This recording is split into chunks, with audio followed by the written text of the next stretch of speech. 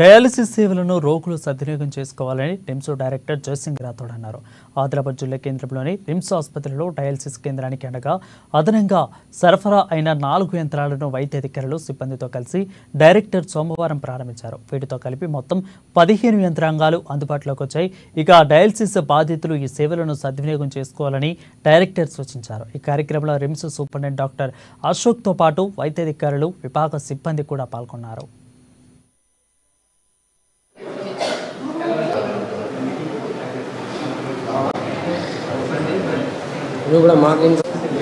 ఈరోజు రిమ్స్ ప్రభుత్వ ఆసుపత్రిలో 4 మిషన్లు ఇనాగ్రేట్ చేసుకున్నాము.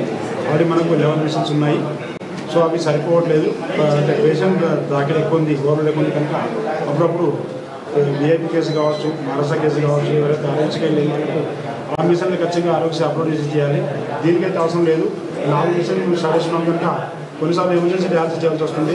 సో అక్కడ కిడ్నీ పేషెంట్స్ వాళ్ళని జరపలేదు. ఆ విధంగా ఆలోచించుకొని నేను మా సోమని అశోక్ గారు, ఆర్ఎంఓ డిఎం గారు, మా హెచ్ఓడి జనరల్ మెడిసిన్ అందరూ కలిసి టోమోస్ వ్యాధిని 4 మిషన్లు దిగడం స్టార్ట్ చేసే మనం ప్రజలకు సేవ అందిస్తామని ఆ ఉద్దేశంతో టోమోస్ వారిని నిలబెట్టి ఈరోజు నినాదం తీసుకున్నాం. దీన్ని ఆదిలాబాద్ ప్రజలు ఉపయోగించుకోవాలని కోరుకుంటున్నాం.